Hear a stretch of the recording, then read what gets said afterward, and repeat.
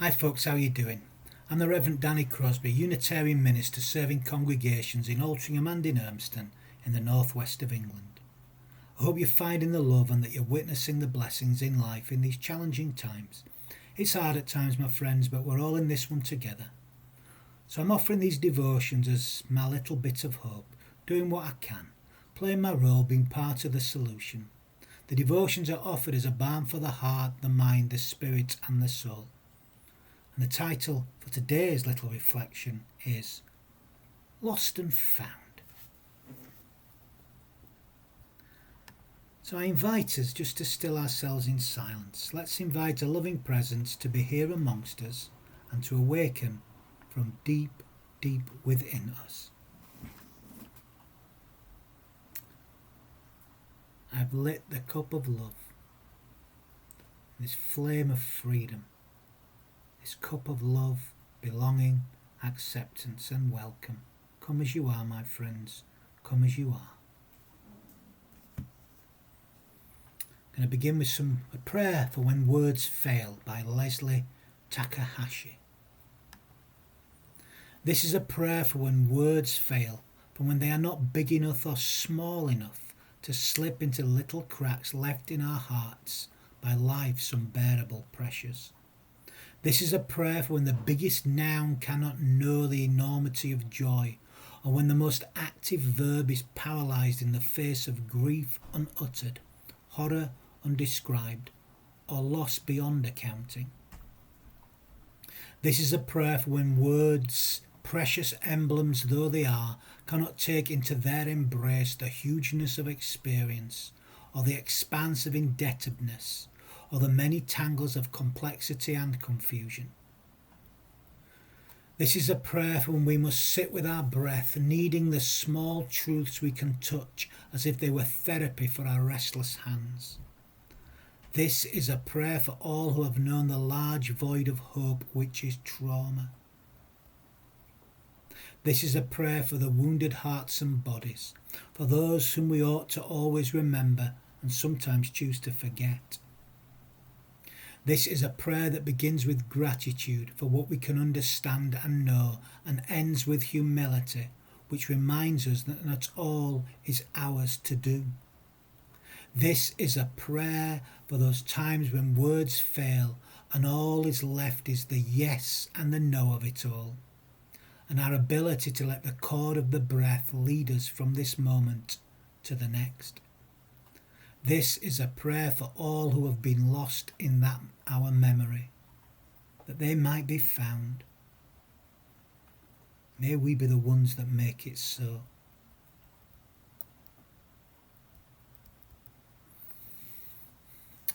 And some words by Mark Nepo. I have been looking for one more teacher, only to find that fish learn from water and birds learn from sky. If you want to learn about the sea, it helps to be at sea.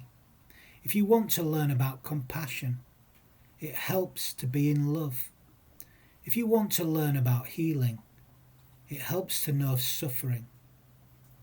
The strong live in the storm without worshipping the storm. And don't we all feel at sea at times, tossed around by the storms of life? The storms are not life, by the way, but they are a part of life. I have felt myself at sea many times in my life. I've done so these last few weeks and months too. My mind has not been as clear as it could be at times. I don't think I'm alone. I have noticed I've got a little lost at times too. And I have lost things also at times as my mind has been in a kind of grief, I suppose. You forget things when you feel a sense of grief. And I think the world is grieving to a degree at the moment. A loss of actual life and a loss of the way we live aspects of our life. So I felt lost sometimes these last few weeks and months. And I feel it's changed me, and it ought to change me. Living spiritually is not about transcending, rising above. It's about transformation. It's about formation. It's about reformation, really. It's about change, being turned into something more. feel that I know the sea more intimately than before, as I felt lost in it. Therefore I feel better able to help my fellow travellers who from time to time will get caught up in the storm and feel all at sea too. But we remember we don't sail the ship alone. We travel in the ship of love together. We travel as one, never alone. We may feel alone, but we are not. There is visible and invisible help all around. Over the last few years as a minister, I noticed a large collection of lost items appearing in our small schoolroom at Dunham Road. Seems like scarves and hats and gloves and sunglasses and ordinary glasses would just appear all over the place. So it's difficult to know what to do with them, and I think we probably need a lost and found box, don't you? We probably do, but maybe when this is all over and we can get back together again, that's one of the things we'll do, a lost and found box. Don't climb in the box though, will you? Maybe I'll be the first in there. I always remember such things as a child, actually. I remember leaving something important on a bus and 2 or 3 days later getting it back as it was handed in and kept in the lost and found box at the bus station. The same thing happened at the gym a few months ago, actually, as I left my spare pair of glasses there on the Friday and only realised it when I returned on the Monday. Well, there they were, a few days later, in the lost and found box, which was reassuring to know. Nobody would have wanted, they weren't very cool glasses. I find something deeply reassuring, actually, in the fact that lost and found are paired together. There is something very powerful in the journey of faith in their pairing of lost and found. There's something beautifully paradoxical in it all. A bit like Nepo's line, if you like. If you want to learn about the sea, it helps to be at sea. Gets me to think that if you want to be found, you first of all have to be lost. Being lost and then being found again really is the classic hero's journey. All the great stories are about it, really. They're not really about much else. I know there's all kinds of stuff going on, but really that's all they're about, being lost and being found again. The story of life. If I've learned anything in life, it isn't that the problem isn't whether or not we will get lost at times. The question is how we will live when we do get lost, because we're going to get lost. Now, of course, the first steps towards finding our way again is to recognise, first of all, that we are actually lost. Doesn't mean you're literally lost, but lost perhaps in ourselves, whether that's lost in fear, in self-doubt, in self-pity. Basically, getting lost in our own underpants. Not a pleasant space, you know. Not pleasant at all. When I am lost in myself and I find myself truly all at sea, I found that what has really happened is that I've separated myself once again from what I know to be true, about what is at the heart of me and the heart of life. And I've blinded myself to the light both within and the light without. And I have once again walled myself in. And at such a time I begin to feel very lonely and I feel utterly lost. I've cut myself off from others and I've cut myself off from the love in life. In such a state I can really do damage to myself and others, you know. I have done so in the past. I know when I'm lost all at sea internally, I find myself giving in to guilt, to loneliness and to defensiveness, while externally I will begin to blame others for this sense of feeling lost, for this lostness. Resentment grows, as does confusion in other people. Isn't that how we all act and feel at times? I know I'm not alone. I'm really not. So when I find myself lost, how do I once again begin to find myself? How do I go and look in the lost and found box of life? Well, it begins as it did when I left that important item on the bus at the age of 11, or when I lost my glasses recently. First of all, I pause, and then I ask for help. I ask for both visible and invisible help, actually. It always helps. I ask for help internally and externally. And you know what? If life has taught me anything, it's that when you ask for help, so much comes. People come rushing. As I've heard many times and seen again recently, when trouble strikes, when horror and disaster strikes, always look for the helpers. When you do, it shows the love that is so present in humanity. And when I do, my faith is restored again and I do not feel lost at all.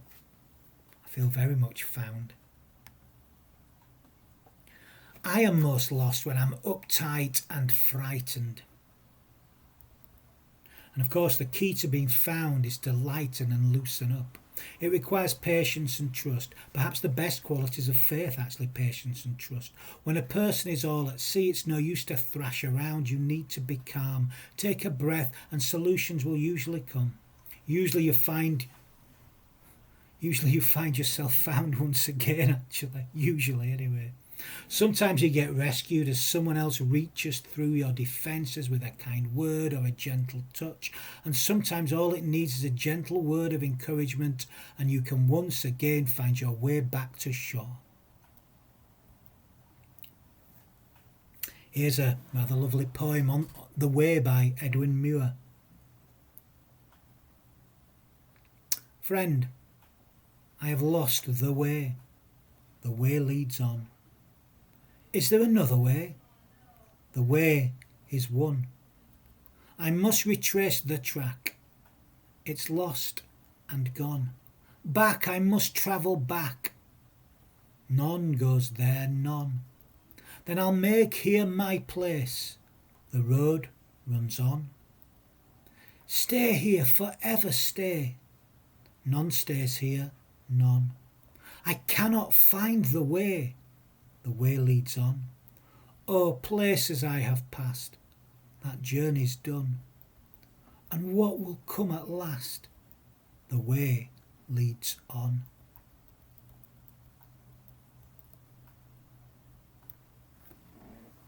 Now, of course, sometimes when you feel lost, you aren't actually as lost as you think.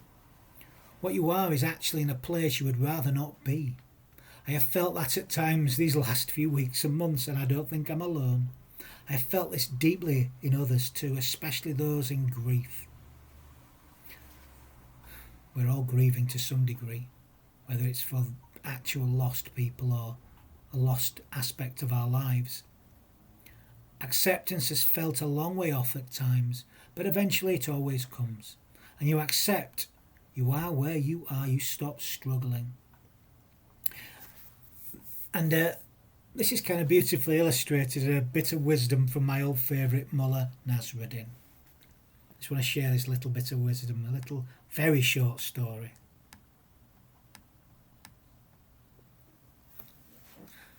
Nasruddin was sat on a riverbank when someone shouted to him from the opposite side, "Hey, how do I get to the other side?" To which Nasruddin replied, "You are on the other side." We're always on the opposite side of the river to the other riverbank. We're always on the other side. If you want to learn about the sea, it helps to be at sea. To be found, you have to first of all get lost. And I've learned it's important to get lost at times.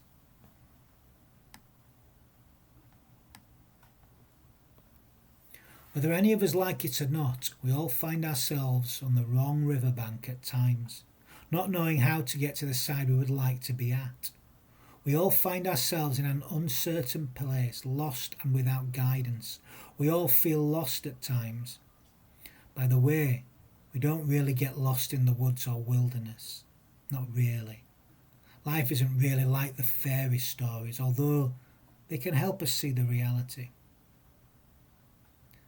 They have a way of revealing reality through their beautiful mystery, but we very rarely get actually lost like those fairy stories.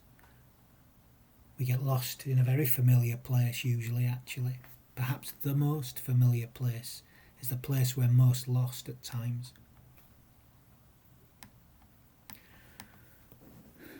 Just in ordinary life. brings to mind another rather beautiful poem, Afraid So by Jean-Marie Beaumont.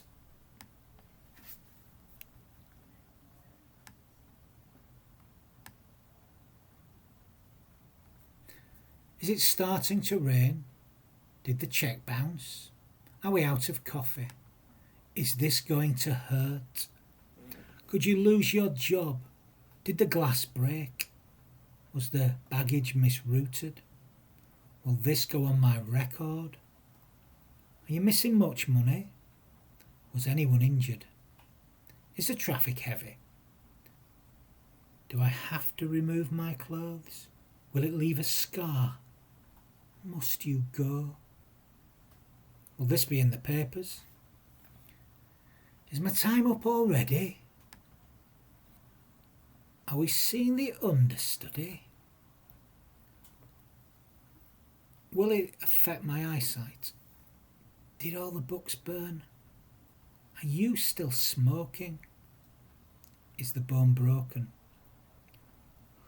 Will I have to put him to sleep? Was the car totaled? Am I responsible for these charges? Are you contagious? Will we have to wait long? Is the runway icy? Was the gun loaded? Could this cause side effects? Do you know who betrayed you? Is the wound infected? Are we lost? Will it get any worse?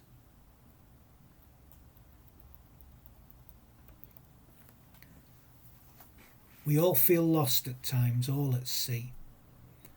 I have relearned how important that is actually. I'll learn it again, no doubt, because I always forget. It keeps you connected to life and it allows you to grow, to be transformed, if you like, in life itself. And that's the point of the spiritual life. Again, I've learned recently, about vulnerability again. Every one of us is vulnerable to the troubles of life. No matter how comfortable life might be at this moment, that can be quickly shaken and all can suddenly be lost. The phone call can come, that call that changes everything, that breaks your heart. Something just happens from out of nowhere that changes everything. You see, the problem isn't getting lost. We all get lost at times. The problem is in losing faith that you can be found once again. The key is how we live when we find ourselves lost. Do we close down and get lost deeper in our own fear? Or do we pause? Do we reach out and ask for help from those loving forces that are all around us and deep within us? Those visible and invisible helpers. We should ask for help sometimes. I'm going to end with one final poem. I've been enjoying poems in this one, haven't I? It's a favourite of mine actually, by David Waggoner, and goes by the title Lost. Of course it does. So this is Lost by David Waggoner. Stand still. The trees ahead and bushes beside you are not lost. Wherever you are is called here, and you must treat it as a powerful stranger, but must ask permission to know it and be known. The forest breathes. Listen. It answers, I have made this place around you. If you leave it, you may come back again, saying here. Saying here. No two trees are the same to raven. No two branches are the same to wren. If what a tree or a bush does is lost on you, you are surely lost. Stand still. The forest knows where you are. You must let it find you. Let it find you. You're not lost. You're not lost. Don't worry. I'm going to end this little reflection with a few words of blessing. You know, we need to bless more, and we can all bless. We bless by giving our whole hearts to life. So let's begin right now. Let's give our whole hearts to life. May the Eternal bless you and protect you. May the Eternal smile on you and favour you. May the Eternal befriend you and prosper you. And may we carry the song of the Eternal with us, and may we do so in all that we feel, in all that we think, in all that we say, in all that we do. Amen.